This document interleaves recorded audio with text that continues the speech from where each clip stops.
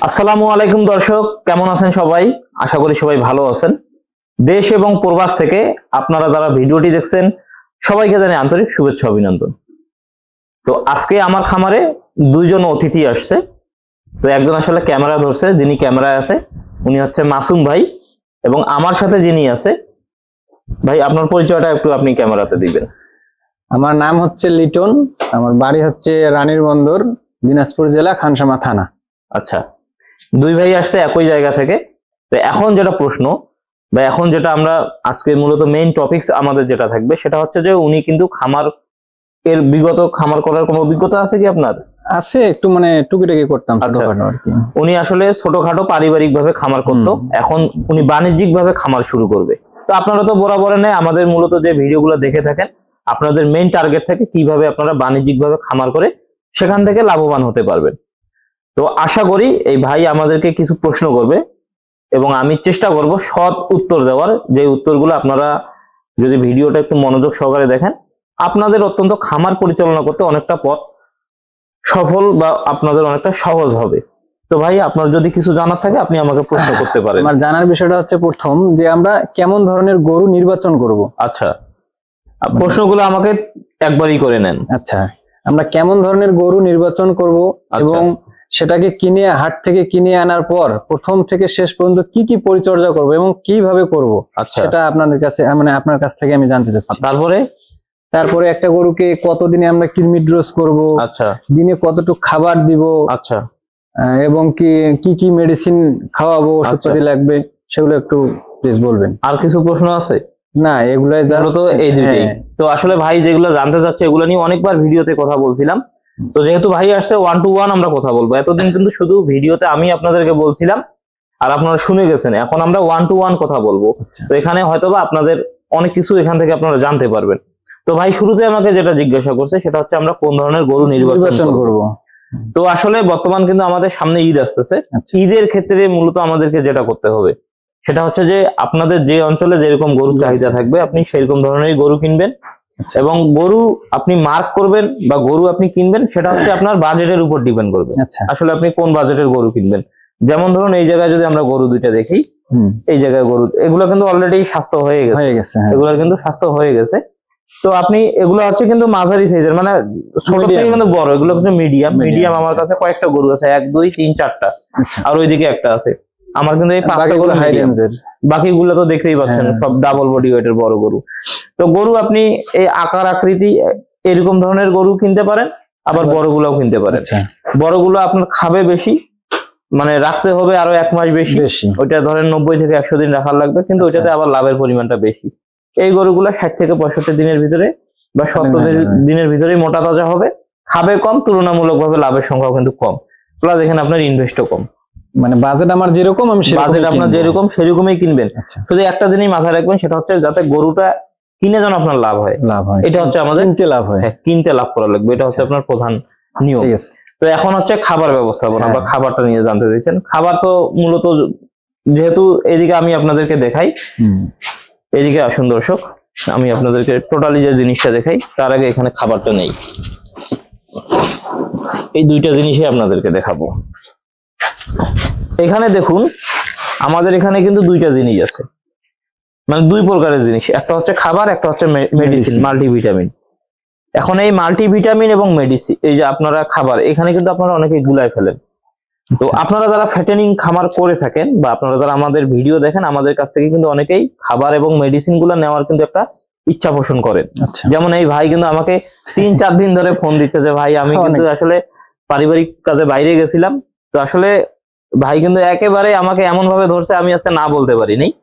তো যাই হোক, এই যে এখানে যে মেডিসিন গুলো আছে এবং এখানে যে খাবারটা আছে, 2 রকম ধরনেরই আমরা বিক্রি করে থাকি।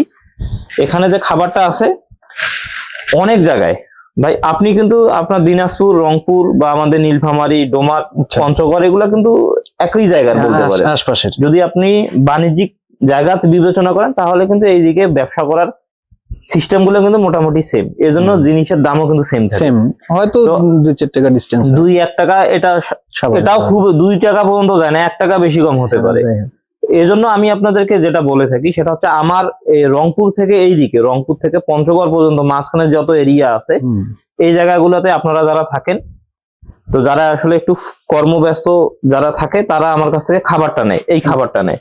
আর যাদের বাসা ধরেন কুমিল্লা, ময়মনসিংহ, মোট কথা ঢাকা অঞ্চল বা রাজশাহী পার হয়ে বাইরে বা নোয়াখালী, যে বিভিন্ন বাংলাদেশের সব জায়গাতে আমার এই খাবারটা সেল হয়, কিন্তু ওইদিকে কিন্তু ভুট্টার দামটা বেশি থাকে। আচ্ছা, যার ফলে আমি বলি কি যে আমরা যেহেতু 38 টাকা 39 টাকাতে আমরা খাবারটা দিচ্ছি, তারা কিন্তু আমাদের কাছে খাবারটা নিচ্ছে, তাহলে ওদের কিন্তু একটা পোষায়।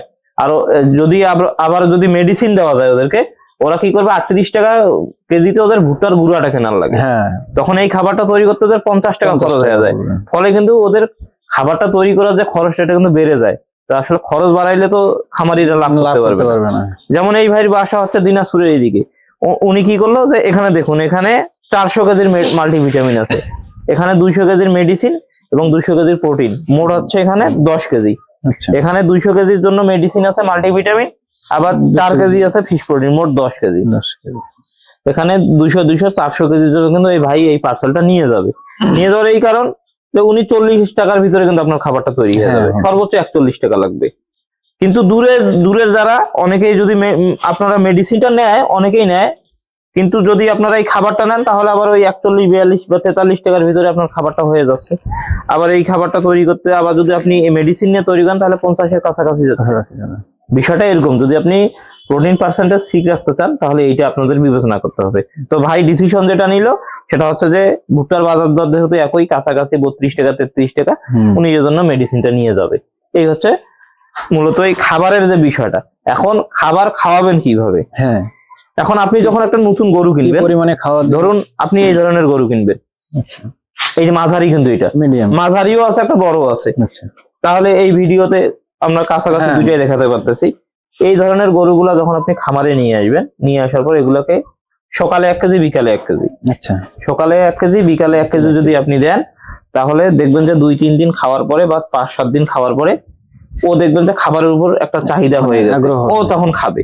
তখন কি করবেন, সকালে 1.5 কেজি বিকালে 1.5 কেজি বাড়াই দিব, 1.5 3 কেজি বিক্রি করা পর্যন্ত 1.5 3 কেজি চালাই দিবেন এই মাঝারি সাইজের গরুগুলো। ঠিক আছে।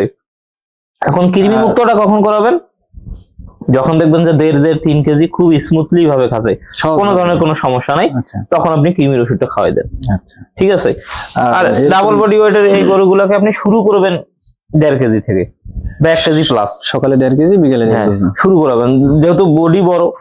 আর ওগুলা, আর তাছাড়া মোটামুটি ক্রস ব্রিডের যে গরুগুলো আমরা নিয়ে আসি, এগুলো খাবার নিয়ে কোনো সমস্যা নেই, এগুলো আপনি ডাইজেস্ট এদের এত মানে বেশি, বা এদের আসলে ফুড পয়জনিং হয় না বললেই কিন্তু চলে।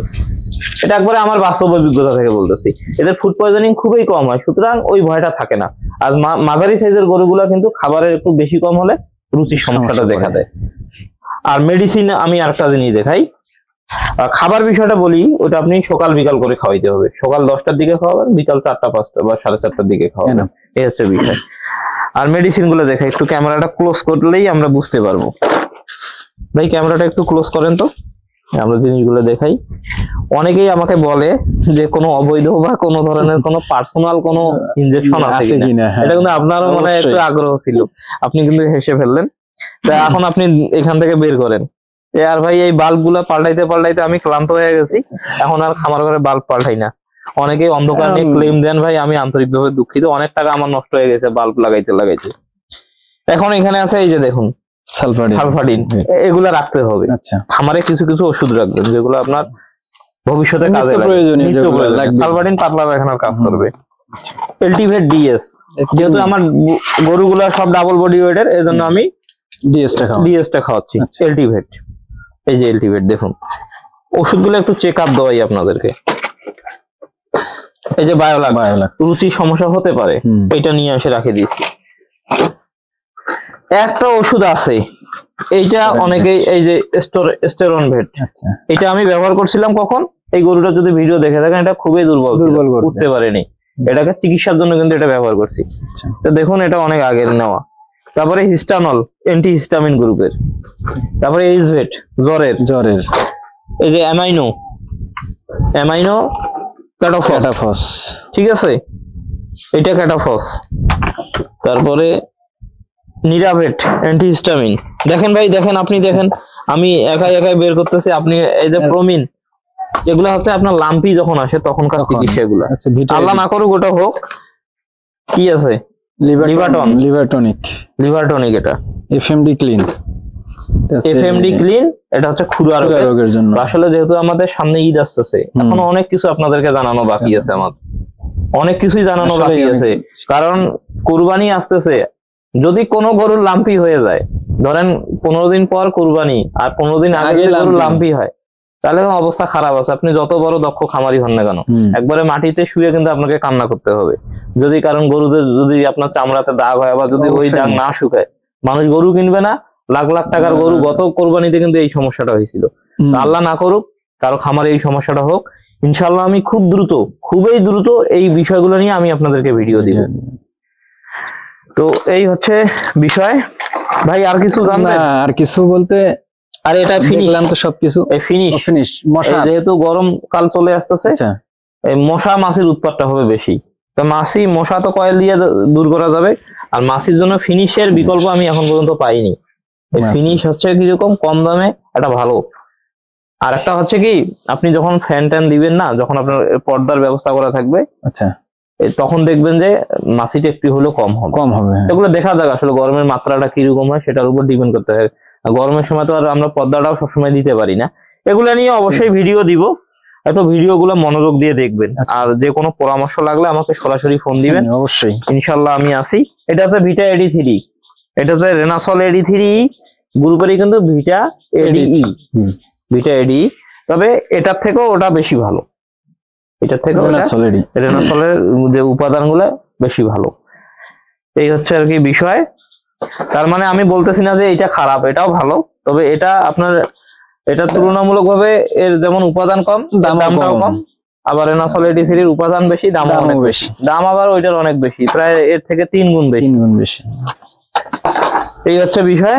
আর কিছু ভাই?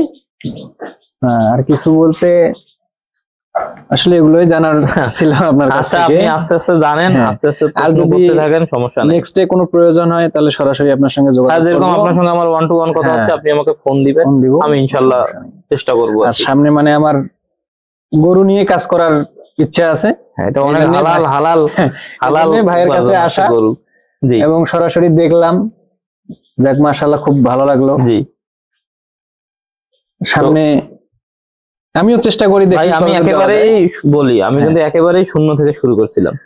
আপনাদের দোয়ায় আমি কিন্তু আসলে সাহস পেয়েছি। অনেকেই আমাকে প্রশ্ন করছিল যে খামারে আসলে সব কি লাভের টাকার গরু নাকি? আসলে এত লাভ হয় না খামারে যে সব 30 লাখ টাকার বা 25 লাখ টাকার আপনি লাভ করে একটা খামার করো, এটা কিন্তু কখনো পসিবল না। এখানে একটা জিনিস আপনাদেরকে বুঝতে হবে, সেটা হচ্ছে যখন আমি বুঝতে পারছি যে এটা লাভজনক, তখন কিন্তু এখানে আমি আস্তে আস্তে আমার বাড়ির যে মূলধন আছে সেখানেও কিন্তু এখানে ইনভেস্ট করা আছে। আপনারা আবার মনে করিয়েন না যে এত লাভ করে আমি খামার ঘর পুরোটাই ভর্তি করছি। এটা হয়, লাভ পেয়েছি জন্য ইনভেস্ট করছি, এবং সেখান থেকে লাভ করে আরো গরু কিনতেছি। মোট কথা এটা একটা কম্বাইন্ড ভাবে আমি খামারটা চালাচ্ছি। যে লাভ করে এতগুলা গরু কিনছি সেটা না। এবার কেউ মনে করিয়েন না, বা এটার প্রতি কেউ লোভে পড়িয়েন না। অনেকেই ইউটিউবে আছে ভাই, এমন আপনার মুখরোচক কিছু কথা বলবে। ধরেন যারা ভিডিও দেখতেছেন, আপনারা হয়তো বা পাগল হয়ে যাচ্ছেন যে খুব দ্রুত মনে হয় লাভ করে এই গরুগুলো থেকে দেখবেন যে আজকে 2টা গরু নিয়ে ভিডিও করছে, 3 দিন পর বা 3 মাস 5 মাস পর দেখতেছেন 10টা গরু হয়ে গেছে। এগুলা থেকে কখনো এই ফাঁদগুলোতে কখনো পা দিবেন না। এই ফাঁদে কখনো পা দেওয়া যাবে না। এখান থেকে সাবধান থাকতে হবে। আস্তে আস্তে আমাদেরকে খামারটা ডেভেলপ করতে হবে। এখানে আমার মূলধন আছে ভাই, সবগুলো আমার লাভ না। লাভ পেয়েছি জন্য খামারটা করি, এই একটা বিষয়। তার কিছু তো এই ছিল জানার। আর তো ভিডিওটা এই পর্যন্তই। আমি একেবারে ওপেনলি আপনাদের সাথে কথা বলার চেষ্টা করলাম। সবাই ভালো থাকবেন, সুস্থ থাকবেন। আল্লাহ হাফেজ, আসসালামু আলাইকুম।